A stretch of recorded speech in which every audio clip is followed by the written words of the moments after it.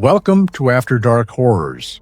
If you're new here, you've just stepped into a world where the ordinary becomes extraordinary, and the mundane hides the macabre.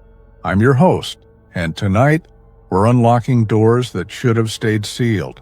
Before we begin, hit that subscribe button and ring the notification bell. Trust me, you don't want to miss what lurks in the shadows of our next story. And remember, these stories are best experienced with headphones, in the dark, when you're completely alone. Tonight's collection comes from viewers just like you, people who thought they were simply cleaning out a storage unit, looking for forgotten treasures or abandoned memories. What they found instead will make you think twice before bidding on that next abandoned locker. These are their stories. 10 true accounts of storage unit horror that will chill you to your core. Let's begin. Story 1. Unit 313. Never believed in signs or omens until I bought the contents of Unit 313 at a storage facility auction in Phoenix, Arizona. This happened 3 years ago, but I still wake up some nights, convinced I can hear that sound. Metal scraping slowly across concrete, getting closer. My name is Marcus, and I used to make a decent living buying abandoned storage units. The adrenaline rush of not knowing what you'd find, combined with the potential for profit, made it addictive.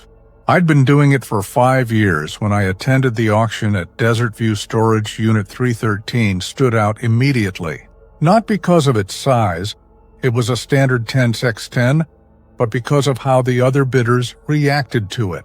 When the auctioneer called the number, several regular buyers I knew simply shook their heads and stepped back. Tom Garrett, who'd been in the business for 20 years, actually left the auction entirely when 313 came up. What's wrong with that one? I asked Sandra, another regular. She wouldn't meet my eyes. Some units, you just know to leave alone. But I was young, cocky, and convinced they were trying to psych out the competition. When bidding started at $50 with no takers, I raised my hand. I got it for $75. The auctioneer handed me the key with an expression I couldn't read. "You sure about this one, son?" "Why does everyone keep asking me that?" He just shrugged and moved on to the next unit. I cut the lock that afternoon. The door rolled up with a grinding screech that set my teeth on edge. Inside, the unit was surprisingly organized. Furniture covered in sheets lined the walls. Boxes, each meticulously labeled with dates rather than contents, were stacked in perfect rows. Everything was covered in a fine layer of dust except for a path down the center, as if someone had been walking through recently. The dates on the boxes went back 40 years. The newest was dated just 6 months ago, which was impossible. This unit had been abandoned for over 2 years, according to the paperwork. I started with the furniture, pulling sheets off to reveal antique pieces in perfect condition. A Victorian writing desk, a mahogany wardrobe, matching nightstands, easily worth several $1,000s. My initial hesitation melted away as I calculated the profit. Then I found the mirror. It stood against the back wall, covered by a thick velvet cloth that seemed newer than everything else. The cloth was held in place by industrial-strength tape, wrapped around multiple times as if someone desperately wanted to keep it covered. Curiosity won. I carefully cut through the tape and pulled away the cloth. The mirror was enormous, nearly 7 feet tall with an ornate silver frame. The glass was perfect, not a single crack or imperfection, but something about it felt wrong. When I looked at my reflection, it seemed delayed, just by a fraction of a second, but enough to be disorienting. I decided to leave it for last and focus on the boxes. The first box, dated 1983, contained photographs, hundreds of them, all of the same house from different angles, different times of day, different seasons. The house looked normal enough, a 2-story colonial with white siding. But in every photo, all the windows were covered from the inside with newspaper. The second box, dated 1987, held more photos of the same house, but now There were people in some of them, a family of 4 parents and 2 children. Their faces had been carefully cut out of every single photograph. Box after box revealed the same pattern. Photos of the house, photos of the faceless family, and starting in 1995, something else. Photos taken from inside the house, looking out through gaps in the newspaper-covered windows. These showed the street, neighboring houses, and occasionally people walking by. But it was the boxes from 2000 onward that made my skin crawl. The photos were now of other houses, dozens of different homes, all with their windows covered, and in each set, the same progression. Exterior shots, families with removed faces, then photos from inside looking out. The final box, the one dated 6 months ago, contained photos of my neighborhood, my street, my house. My hands shook as I flipped through them. There was my home from every angle. There was my family, my wife, my 2 kids, with their faces meticulously cut out. And at the bottom of the box, a single photo taken from inside my daughter's bedroom, looking out through her window at night. We'd only moved into that house 8 months ago. I dropped the photos and backed away, my heart hammering. How was this possible? Who had been in my house? I pulled out my phone to call the police, but as I turned, I caught movement in the mirror. My reflection was smiling. I wasn't. I ran. Left everything, the furniture, the boxes, even my van keys in my panic. I drove my wife's car straight home, breaking every speed limit. My family was safe. The windows were normal, uncovered. I installed a security system that night and cameras the next day. I never told my wife what I'd found. How could I? But I couldn't stop thinking about Unit 313. I called the storage facility the next morning, planning to tell them to clear it out, to burn everything. Unit 313? The manager said, confused. We don't have a Unit 313. That building only goes up to 300. I drove back. The building did indeed end at Unit 300. Where 313 had been, there was just a concrete wall, weathered and old, as if it had always been there. I found Tom Garrett at the next auction and cornered him. Well, what do you know about Unit 313? His face went pale. You opened it? It doesn't exist anymore. The unit, it's gone. He grabbed my arm, his grip surprisingly strong. Listen to me very carefully. Check your mirrors, all of them. If you see anything that isn't your reflection, cover them immediately. And whatever you do, don't look at them at night. Tom, what are you talking about? Every few years, that unit appears at random facilities. Different number, but those of us who've been around know the signs. The person who opens it, they become the next photographer. The next what? But Tom was already walking away. Check your mirrors, he called back. And pray you're not too late. That was 3 years ago. I covered every mirror in my house that night. My wife thinks I developed a phobia. We've moved twice since then, but I still keep them covered. Because sometimes, late at night, I hear it, metal scraping against concrete. And I know that somewhere in some storage facility, Unit 3113 is waiting for the next buyer, waiting with photos of their house, their family, and an empty box dated tomorrow. Story 2. The Inheritance Locker. Tension builder, clock ticking, growing louder, then sudden silence. My grandmother always said that some inheritances come with a price. I thought she meant taxes or family drama. I never imagined she meant this. I'm Rachel. And this happened last year when I inherited not money or jewelry from my recently deceased Aunt Margaret, but a storage unit in Portland, Oregon. I barely knew Aunt Margaret. She was the family recluse who'd attended exactly 3 family gatherings in my entire life. But for some reason, she left me her storage unit and a note that simply said, keep it locked, keep it fed, pass it on. The lawyer who handled her estate seemed nervous when he handed me the key. Did you know your aunt well? He asked. Not really. Why? She paid for this unit 50 years in advance. Very unusual. She was, very specific about it going to you. The storage facility, Riverside Storage, was old but well-maintained. The manager, an elderly man named Carl, recognized Aunt Margaret's name immediately. Unit 87, he said without checking any records. She was here every week, regular as clockwork. Tuesday afternoons, 3 p.m. exactly. Every week? For how long? Since before I started here, and that was 15 years ago. Previous manager said the same. Goes back at least 40 years. He led me to the unit, then stopped about 10 feet away. I'll wait here. You're not coming?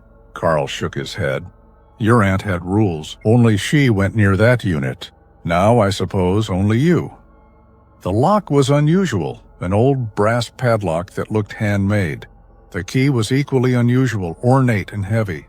It turned smoothly, despite its apparent age. Inside, the unit was smaller than I expected, maybe 5x5. A single bulb provided dim light. The walls were lined with shelves, and on those shelves were hundreds of mason jars.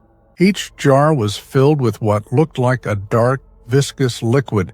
In the center of the unit was a chest freezer, humming quietly. A notebook sat on top of the freezer. Aunt Margaret's handwriting filled the pages, dates going back 53 years. Each entry was simple, a date and the word fed. The last entry was a week ago, the day she died.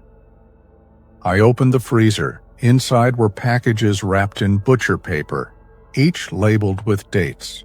The oldest visible package was dated 1970. They were organized chronologically, and there were dozens of them, maybe hundreds, layered deep. I didn't open any of them. Something about the size and shape made me step back. That's when I noticed the scratch marks on the inside of the unit door. Deep gouges in the metal, as if something had tried to claw its way out. But the scratches were old, painted over multiple times. I found more notebooks in a box by the door. Aunt Margaret's journal, dating back to when she first rented the unit. The early entries were panicked, desperate. Found it in the basement of the old house. Thought it was dead. It wasn't. Can't kill it. Tried everything. Fire makes it grow. It needs to eat. Once a week or it gets restless. The jars keep it calm. The meat keeps it fed. This is my burden now. The entries became more routine over the years, but one from 10 years ago stood out. Chose Rachel. She's strong, practical, won't ask too many questions. Won't try to be a hero. She'll understand that some cages must never be opened. I heard a sound from the back of the unit, a wet sliding noise. One of the jars on the highest shelf was moving. Not much, just a subtle shift, but in the dim light, I could swear I saw something pressing against the glass from the inside. I backed out of the unit and locked it. Carl was still waiting, now sitting on a bench across from the unit. You saw? He asked. I nodded, not trusting my voice. Your aunt was a good woman, responsible. Never missed a week, even when she was sick. The one time she had surgery and couldn't come, she hired a service to... He paused, choosing his words carefully. Maintain things. What did she hire them to do? Deliver packages, fresh packages. Every Tuesday. What kind of packages? Carl stood up. The kind you don't ask about. There's a card in the office, the service she used. They're expecting your call. Your aunt set up a trust to pay for it indefinitely. I called the number that afternoon. The man who answered seemed to be expecting me. Ms. Rachel, we're sorry for your loss. Your aunt was very organized. We have our standing order, Tuesday delivery to Unit 87, 3 p.m. Should we continue? What exactly are you delivering? Your aunt specified that information was need to know. Do you need to know? I thought about the freezer, the packages, the jars. No, just continue the deliveries. That was a year ago. I go every Tuesday now, just like Aunt Margaret did. I check the notebook, write fed, and lock the door. I don't look at the jars anymore. I definitely don't open the packages. But last month something changed. There was a new notebook on the freezer and a single entry in handwriting I didn't recognize. Thank you for your service. The contract is almost complete. I don't know what contract. I don't know what's being fed, but I know that Aunt Margaret kept it contained for 53 years, and now it's my turn. The lawyer called yesterday. He said Aunt Margaret left him instructions to contact me after 1 year. There's a second storage unit, one she'd been visiting on Fridays. I pick up the key tomorrow. God help me. I think I'm going to open it, because if Tuesday is feeding day for Unit 87, I need to know what happens on Fridays. Story 3. The Collection. Every collector understands the thrill of finding that rare piece, that holy grail item that completes a set. But some collections should never be completed. I learned this the hard way when I purchased the contents of a storage unit in Salem, Massachusetts. My name is David, and I specialize in antique toys and collectibles. When Unit 1428 came up for auction, I could see vintage toy boxes through the small gap at the bottom of the roll-up door. The distinctive, colorful packaging of 1950s and 60s toys was unmistakable. I won the auction for $3,000, steep for a storage unit, but vintage toys in good condition could easily net 5 times that amount. When I opened the unit, I thought I'd hit the jackpot. The entire 10x space was filled with pristine vintage toys, many still in their original packaging. Wind-up robots, porcelain dolls, tin soldiers, music boxes. A collector's dream spanning nearly a century of toy manufacturing. But there was an order to how everything was arranged that struck me as odd. The toys weren't grouped by type or era, but by something else I couldn't quite identify. Each section had a small placard with a child's name and 2 dates. Timothy Morrison, 1950–1959. Sarah Chen, 1978–1985. Michael Thompson, 1993–2000. Birth and death dates. I realized with a chill there were 43 placards in total. The toys in each section seemed to correspond to what would have been popular during each child's lifetime. Timothy's section had Roy Rogers cap guns and Howdy Doody puppets. Sarah's had Star Wars figures and strawberry shortcake dolls. Michael's contained Pokemon cards and Beanie Babies. At the back of the unit, I found a filing cabinet. Inside were detailed records for each child, newspaper clippings, obituaries, and extensive notes in spidery handwriting. Each child had died between the ages of 7 and 9. Different causes, illness, accidents, spread across different decades and states. No obvious connection except their ages. The last file was different. It was labeled Eleanor Vance 2017 with no end date. Inside was a photo of a young girl, maybe 7 years old, with bright red hair and green eyes. The notes were different too, not past tense observations, but present tense plans. Eleanor likes music boxes. Acquired 3 so far, prefers vintage to modern. Shows unusual interest in items from the 1960s. Birthday November 15th. Will be 8. That was only 2 weeks away. I found the music boxes mentioned in the notes. 3 of them, all from the 1960s, all in perfect condition. When I opened the first one, a small ballerina spun to a hauntingly familiar tune. Inside the lid was inscribed, "For Eleanor on her 8th birthday." The collection must be complete. I should have gone to the police immediately. Instead, curiosity made me examine the other sections more carefully. That's when I noticed the progression. Each child section didn't just contain toys from their era. It contained the exact same types of toys as the previous sections, just in versions contemporary to their time. A cap gun in Timothy's section, a laser gun in Sarah's, a foam dart gun in Michael's, a porcelain doll in the 1920s section, a baby doll in the 1950s section, an American Girl doll in the 1990s section, always the same types of toys, evolving through the decades, like someone was collecting the same set over and over, just updated for each generation. In the very first section, dated James Whitmore, 1878–1886, I found toys that looked handmade, A wooden horse, a cloth doll, a simple ball. But even these followed the pattern.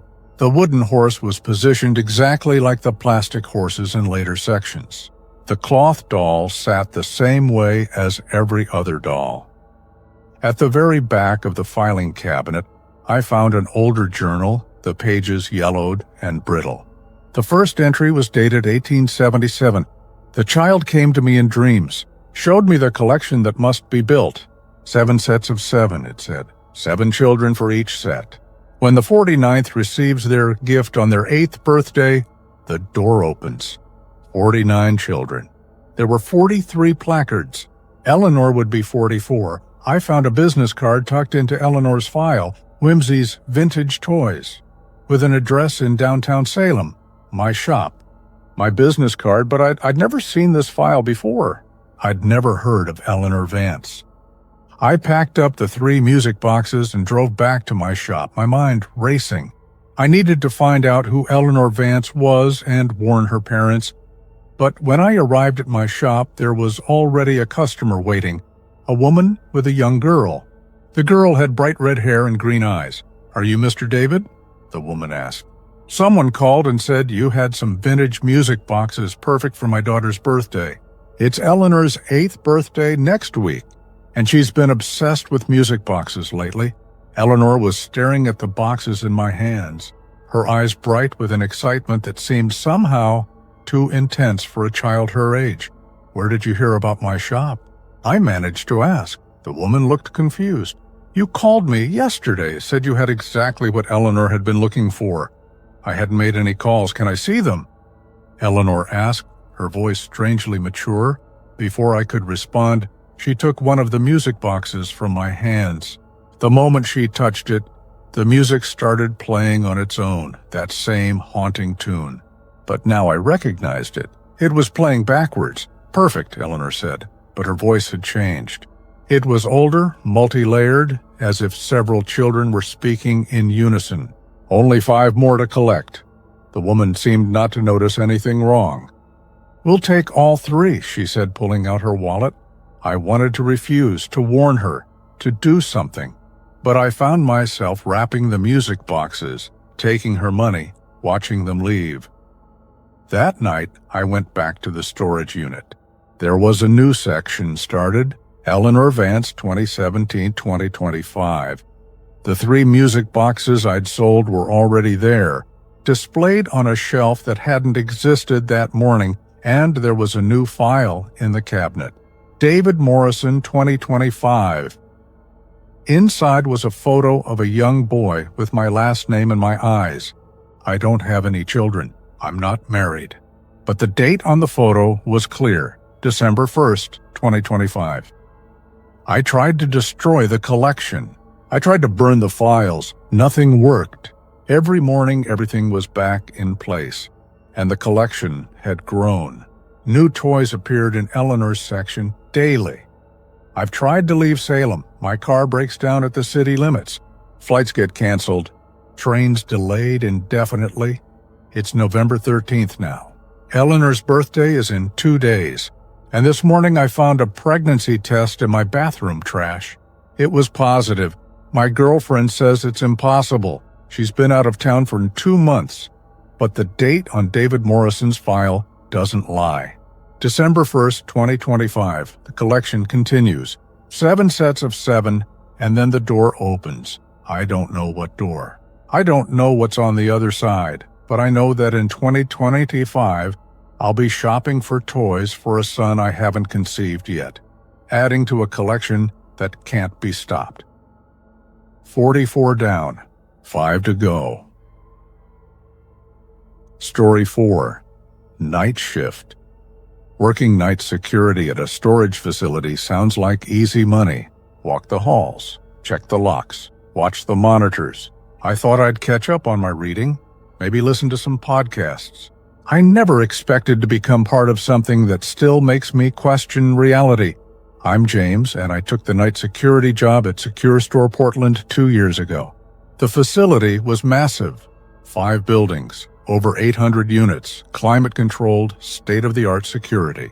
The pay was surprisingly good for such a simple job. and I needed the money for nursing school. My first week was exactly as boring as expected.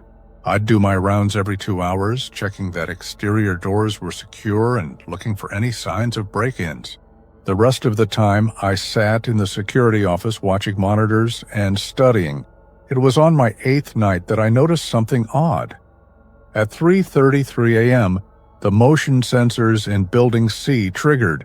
The monitors showed the hallway of the 3rd floor, fluorescent lights flickering on in sequence as something moved through them. But there was nothing there, just empty hallway and triggered sensors, one after another, as if an invisible person was walking slowly down the corridor. I grabbed my flashlight and headed to Building C. By the time I arrived, the sensors had stopped triggering. The hallway was silent except for the hum of the overhead lights. I walked the entire length twice. Nothing unusual. I checked the footage when I returned to the office. The cameras had captured exactly what I'd seen on the monitors, sensors triggering with nothing visible causing them. But at 3:47 a.m., exactly 14 minutes after it started, the pattern stopped at Unit C333. The next night, same thing. 3:33 a.m., sensors triggering in sequence, stopping at C333 at 3:47. I finally looked up the unit's rental history. It had been rented to the same person for 37 years, a Mr. Eugene Crenshaw. Payment was automated, pulled from an account monthly without fail. No one had accessed the unit in over 5 years, according to our entry logs. On my 3rd week, curiosity got the better of me. At 3:30 a.m., I positioned myself in Building C's 3rd floor hallway and waited. At 3:33 exactly, the temperature dropped.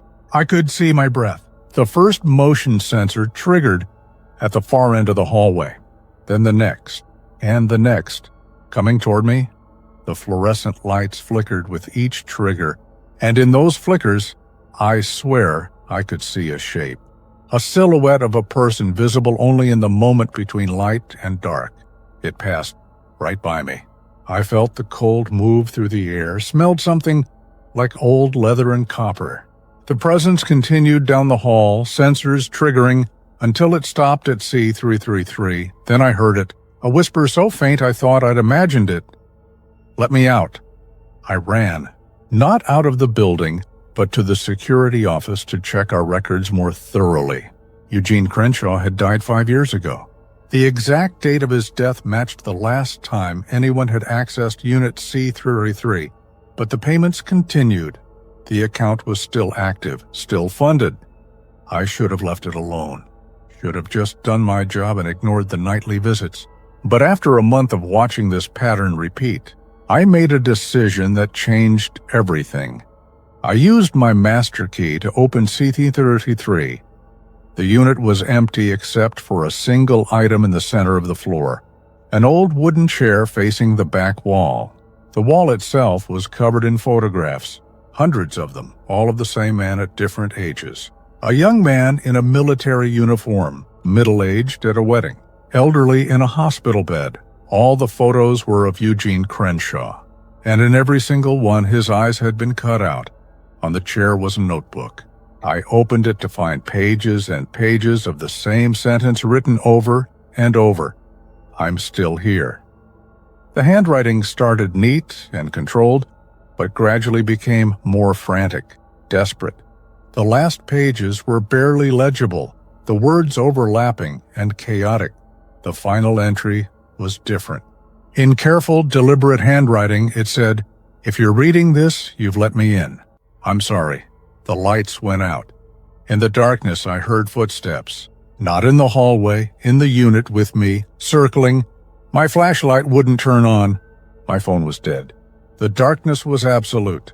"Thank you," a voice said, directly in my ear. 37 years I've been trying to get in. 37 years of walking these halls, unable to open my own door. "What do you want?" I managed to whisper. "To finish what I started. To collect what's mine." The lights flickered back on. I was alone in the unit, but the chair had moved. It now faced the doorway, and the photographs on the wall had changed. The eyes were back, but they were all looking at me. I left the unit and never opened it again. But the nightly visits changed after that. The sensors still triggered at 3:33 a.m., but now they showed a different pattern. Instead of walking to C333, they moved through the entire facility. Every building, every floor, systematically, and after each sensor triggered, I'd find something in the morning. A unit lock turned backwards.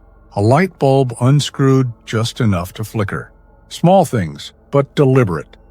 Then renters started complaining. They'd find their unit's contents rearranged. Nothing stolen, just moved. Boxes restacked. Furniture repositioned. All was in units where the renter had stored photographs. One woman, Mrs. Patterson, was particularly upset. Her unit contained her late husband's belongings, including photo albums. Every photograph of her husband now had the eyes cut out. But the eyes weren't gone. They were all collected in a small pile in the center of the unit. 3 months after I opened C333, I arrived for my shift to find a note on my desk. Check C334. Unit C334 had been vacant for years. I opened it to find it was no longer empty. The walls were covered in photographs again. But these weren't of Eugene Crenshaw. They were of me. Pictures from my entire life? Baby photos I'd never seen. School pictures my mother had lost years ago. Recent photos taken from angles that suggested the photographer had been in my apartment, in my bedroom, and in every photo, my eyes were intact but circled in red ink. At the back of the unit was another chair, facing another wall. This wall had a single piece of paper taped to it. Your turn to watch. I quit that night, walked out and never returned. But it didn't matter. Every night at 3:33 a.m., I wake up. I can't help it. And in those moments between sleep and waking, I see him, Eugene Crenshaw, sitting in that chair in my bedroom, watching me with those hollow spaces where his eyes should be. He's collecting something. I don't know what or why, but I know that one day I'll wake up and my eyes will be gone, added to his collection. And then it will be my turn to walk those halls, trying to get into a unit I can never open, while someone else finds the photographs. The facility called me last week, said they had my final paycheck and some personal items I'd left behind. When I refused to pick them up, they mailed them to me. Inside the package was a key to Unit C335 and a note, already paid for, 37 years in advance. I've been staring at that key for 3 days now. Tomorrow, I'm going back. I have to know what he's preparing for me. Story 5. The Bidding War. Storage unit auctions attract all types: treasure hunters, resellers, gamblers, and occasionally people looking for something specific, something they lost, something that should stay lost. I'm Carla, and I've been in the storage auction business for 12 years. I've seen divorced couples bid against each other out of spite, families fight over inherited units, and friendships end over a lucky find. But nothing compared to what happened at Westside Storage in Seattle last summer. It started as a routine auction. 20 units up for grabs, maybe 40 bidders present. The usual crowd, except for one man I'd never seen before, tall, thin, wearing an expensive suit completely inappropriate for digging through dusty storage units. He stood apart from the group, studying each of us with unusual intensity. When the auctioneer Big Mike started the bidding on Unit 19, the stranger finally moved. The unit was unremarkable, medium-sized, visible boxes of what looked like old electronics and furniture covered in sheets. Starting at $50, Big Mike announced. I raised my hand. The stranger immediately countered. 100, he said, his voice carrying an odd accent I couldn't place. 150, I responded. 500, the crowd murmured. That was too high for what we could see. 600, I said, now curious what he knew that I didn't. 5,000. Everyone turned to stare. Big Mike himself looked shocked. Sir, did you say 5,000? Yes, cash. The stranger pulled out a roll of bills. I backed off. No unit with visible junk was worth that kind of gamble. But Tom, another regular, couldn't resist the challenge. 5,100, Tom called out. The stranger's expression darkened. 10,000. Folks, that's $10,000 for Unit 19, Big Mike said, clearly flustered. Tom, you still in? Tom shook his head, bewildered. Sold for 10,000 to... Big Mike paused. Whitmore, the stranger said. Eugene Whitmore. He paid in cash and immediately approached the unit. But instead of opening it, he placed a new lock on it, a heavy old-fashioned padlock that looked handmade. Then he turned to address us all. This unit should not have been opened, he said. I've corrected that mistake. Good day. He started to leave, but Maria, one of the veteran bidders, called out, You're not even going to look inside? Whitmore stopped. I know what's inside. I put it there 43 years ago. That's impossible, Big Mike said. This facility's only been here for 20 years, Whitmore smiled, an expression that made everyone step back. This particular unit has been in many facilities. It moves when necessary. Usually I'm informed before it goes to auction. This time, someone interfered. He left without another word. Of course, we were all dying of curiosity. That night, a group of us met at Tom's place to research Eugene Whitmore. We found nothing. The name led nowhere. No social media, no public records, no mentions online. But Maria remembered something. There was a Whitmore who used to bid on units back in the 80s. Old guy, same weird vibe, but he'd be over 100 by now. We decided to go back to the facility that night just to look.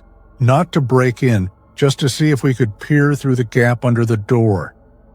The facility was supposed to be locked after hours, but the gate was open. The lights in the corridor leading to Unit 19 were on, and we could hear voices. We crept closer. The lock Whitmore had placed was gone, and the unit door was open.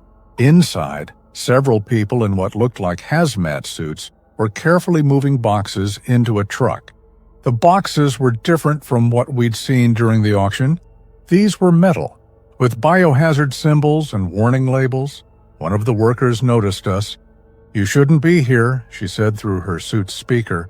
This area is under containment protocol. Containment for what? Tom asked. The previous owner stored biological samples improperly. We're with the CDC. This facility is closed until we clear everything. But I saw something that didn't fit. One of the metal boxes had a window, and through it something moved. Not biological samples, something aware, pressing against the glass, leaving handprints from the inside. We left quickly, but I couldn't stop thinking about what I'd seen. The next day, the storage facility was open as usual. When I asked about Unit 19, the manager looked confused. Unit 19? That's been empty for months. No one's rented it since the last tenant died. It was auctioned yesterday. Eugene Whitmore bought it for $10,000. The manager pulled up his records. No auction yesterday. Next one scheduled for the 15th. That was 2 weeks away. I found Tom and Maria. They remembered the auction, remembered Whitmore, but when we talked to Big Mike, he had no memory of it. According to him, he'd been homesick yesterday. We went back to Unit 19. It was sealed with yellow tape that read, Condemned, Structural Damage. The manager said it had been like that for 6 months after part of the ceiling collapsed. But I knew what I'd seen. We all did. That night I dreamed about the auction. But in the dream, I could see inside Unit 19 before it was opened. The boxes weren't filled with electronics. They were filled with documents, photos, and film reels, all labeled with the same thing. Whitmore Experiments, subjects 1 to 47. In the last box was a logbook. The final entry read, Subject 47 has learned to manipulate memory and perception. Containment failing. If found, do not open. E. Whitmore. I woke to find a business card on my nightstand. It was old, yellowed at the edges. Eugene Whitmore, specialist in containment and erasure. Some things are better forgotten. On the back, in fresh ink. Stop looking or join them in forgetting. I stopped looking. But sometimes at other auctions I see him. Different faces, different names, but the same intense stare and willingness to pay any price for certain units. Units that, according to official records, don't exist. And after he wins them, after he places those old locks, the units disappear from memory. Everyone forgets except for those of us who've learned to recognize the signs. We don't bid against him anymore. Some units aren't meant to be opened. Some things aren't meant to be found, and some auctions never happened, except in the memories of those cursed to remember. Story 6. The Previous Owner. The best deals at storage auctions come from units where the owner died with no next of kin. No family means no one to contest the sale, no one to claim valuable items later. But sometimes the previous owner isn't as gone as the paperwork suggests. My name is Kyle, and I learned this lesson at a facility in Tacoma. Washington. Unit 66 had been abandoned for exactly 7 years when it went to auction. The previous owner, Robert Chen, had died in his apartment, undiscovered for 2 weeks. No family came forward. No friends claimed his belongings. The state took possession of his unit, and eventually it went up for sale. I won it for $300, a steal, considering its size. When I opened it, I understood why the bidding had been so low.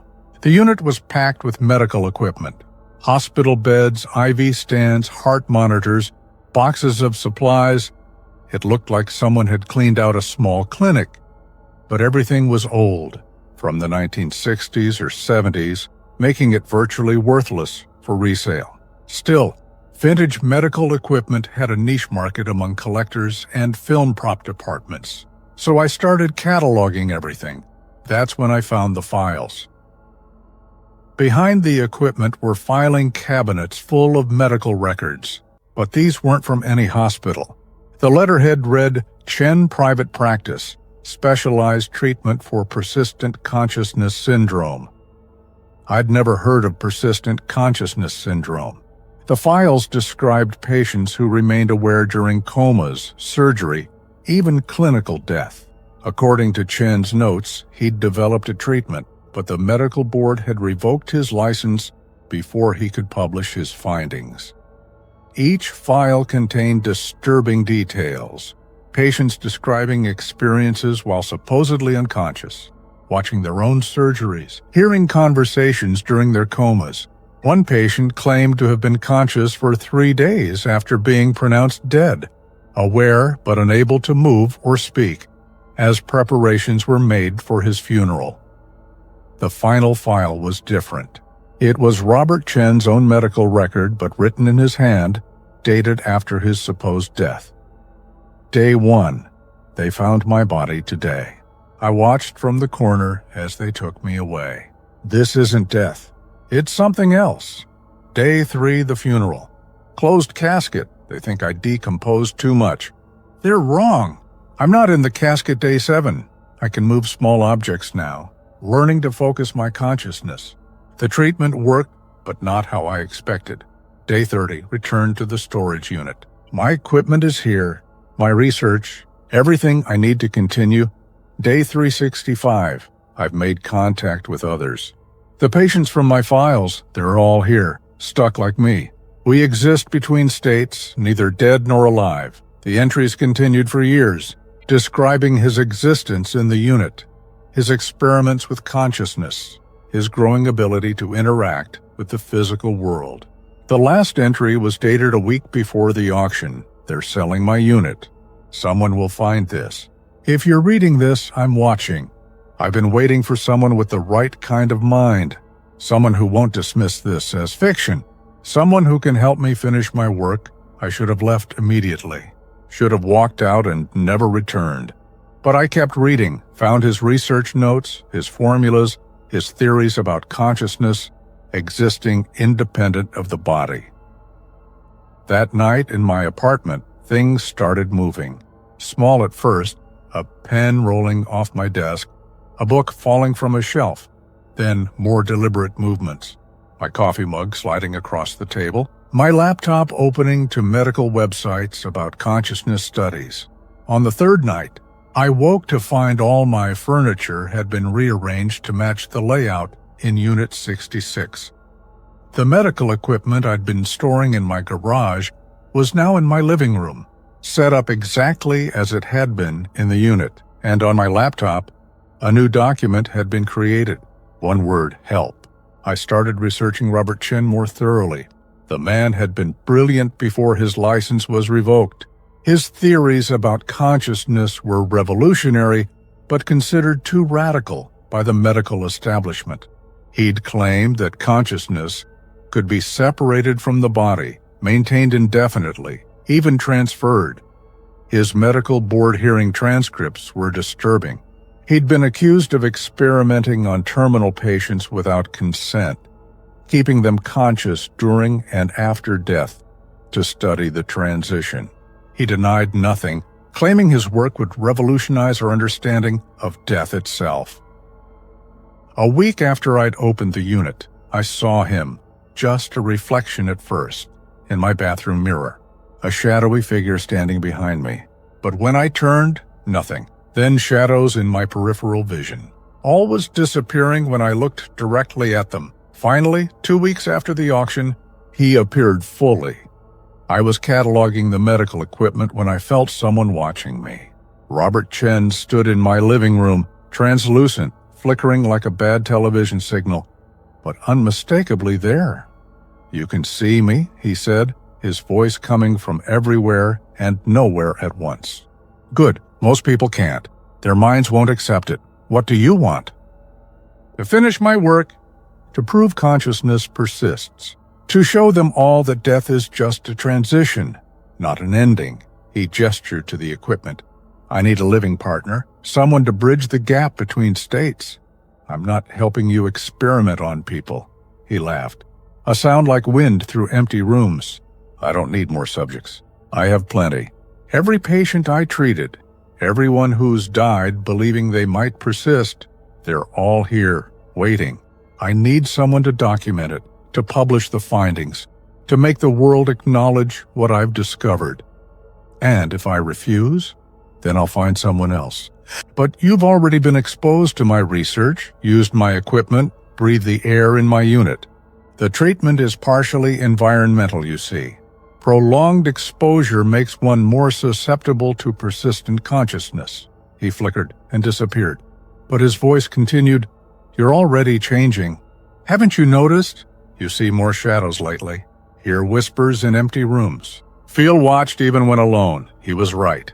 Ever since opening Unit 66, I'd been experiencing things, seeing movement in empty rooms, hearing conversations in the static of untuned radios, finding messages written in the steam on my bathroom mirror. I tried to get rid of everything from the unit, sold the equipment, burned the files, even had my apartment professionally cleansed by 3 different spiritual practitioners. Nothing worked. Robert Chen visited nightly now, becoming more solid, more real. He showed me the others, dozens of translucent figures, all his former patients, all conscious but trapped between states. They stood in my apartment, in the storage facility, in every place connected to Chen's work. "Help us," they whispered in unison. "Finish the work. Free us." Last month I gave in. I started transcribing Chen's research, organizing his findings, preparing them for publication. Not because I want to, but because the alternative is worse. The conscious dead grow more insistent each day, their presence more oppressive. Chen says once his work is published, once the world acknowledges persistent consciousness, they'll all be able to move on. I don't know if I believe him, but I know I can't live with them watching, waiting, whispering every moment of every day. The paper is almost complete. I'm submitting it to medical journals next week under Chen's name, claiming I found it in his unit. Maybe they'll publish it, maybe they won't. But yesterday Chen showed me something that changed everything. He took me back to Unit 66, now supposedly empty and re-rented. But in his realm, the space between living and dead, it was full. Not with medical equipment, but with hundreds of conscious spirits all waiting. These are just from this facility, he said. Every storage unit, every abandoned space, every forgotten room, they're full of the persistent conscious. Millions of us waiting to be acknowledged. He smiled, an expression that looked wrong on his translucent face. Once the world knows, once everyone understands that consciousness persists, death will lose its power. No one will truly die anymore. That's not freedom, I said. That's prison, is it? Or is it evolution? The next step in human consciousness? I'm finishing his paper, but I'm adding my own warning to it. Because if Chen is right, if consciousness can persist indefinitely after death, then every person who dies believing it's possible might join the ranks of the conscious dead, and there are already too many shadows in the world. Story 7. The Midnight Auction. Not all storage auctions happen during business hours. Some occur in the spaces between midnight and dawn, when the regular world sleeps and different rules apply. I stumbled into one of these auctions by accident, and I'm still paying the price for what I bid on. I'm Nicole, and I've been a professional buyer for 8 years. I thought I knew every auction house, every storage facility, and every auctioneer in the Pacific Northwest. But terminal storage didn't appear on any of my lists. I found out about it through a missent text at 11:47 p.m. on a Tuesday midnight auction tonight. Terminal storage, Building 7, come alone, cash only. Do not speak unless bidding. The sender's number was just zeros. I should have ignored it. But curiosity is my weakness, and terminal storage sounded familiar, like something I'd heard in passing but couldn't quite place. I drove to the industrial district where the text directed me. The GPS led me to an abandoned area I'd never noticed before, despite driving past it hundreds of times. Terminal storage stood between two empty lots, a massive concrete building that looked older than the city itself. The parking lot had 7 cars, all different makes and models, but all with something off about them. They looked normal at first glance, but the longer I stared, the more wrong they seemed. Chrome that reflected nothing. Windows that showed different interiors depending on the angle. License plates with letters that hurt to read. Building 7's door was propped open. Inside, a narrow hallway led to an elevator that shouldn't exist. The building was only 1 story from the outside. The elevator had 13 buttons, all unmarked. The number 7 was already glowing. The elevator descended for what felt like minutes. When it opened, I stepped into an impossible space. A massive underground auction floor with stadium seating surrounding a central platform. 6 other bidders were already seated, none of them speaking, none of them quite right. One woman's shadow fell in the wrong direction. A man's reflection in the polished floor showed him standing when he was clearly sitting. Another bidder seemed to exist at a slight delay, his movements trailing a half-second behind reality. The auctioneer appeared without entering. One moment the platform was empty, the next he stood there, gavel in hand. His face was forgettable in an aggressive way, as if my mind refused to process his features. "Welcome to the terminal auction." His voice resonated from everywhere at once. 7 units tonight, 7 bidders. Each may win only one. Standard rules do not apply. The first unit materialized on the platform, not wheeled in, not revealed, simply there. A small box, ornately carved, with symbols that seemed to move when I wasn't looking directly at them. Unit 1, the recursive box, contains what was, what is, and what must never be. Opening bid 1 year. A year? I almost spoke to ask what that meant, but remembered the text's warning. The woman with the wrong shadow raised her hand. 3 years, the delayed man countered. 5 years, 2 months, 7 years, 6 months, 13 days, the shadow woman responded. Sold. The woman aged before our eyes, hair graying, skin wrinkling, posture stooping. 7.5 years of her life, gone in seconds. But she smiled as she claimed the box, cradling it like a child. The second unit appeared, a mirror in an iron frame. Unit 2, the reflection trap. Shows not what is, but what should have been. Opening bid, one memory. The bidding was fierce. Memories of first loves, childhood summers, and parents' faces were offered and lost. The winner, a young man who'd been silent until then, paid with his memory of why he'd come here. He looked confused as he took the mirror, no longer sure what he'd won or why he wanted it.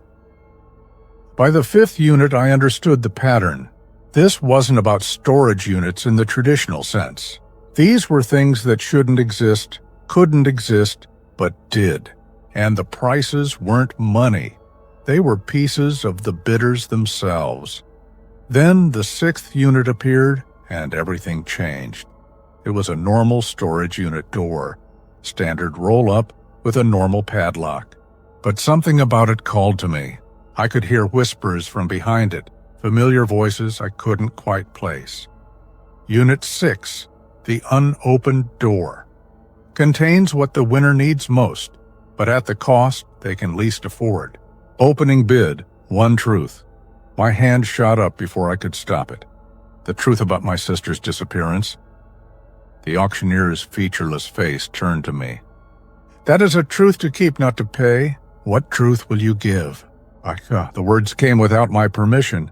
I knew she was going to disappear. I saw it in a dream 3 days before, and I said nothing. The other bidders made their offers, truths about murders, thefts, betrayals. But the auctioneer's gavel fell after each, rejecting them all, sold to the newcomer. The truth about prevention weighs heavier than the truth about action. The storage unit door was mine, but it came with a key that burned cold in my hand and instructions whispered directly into my mind.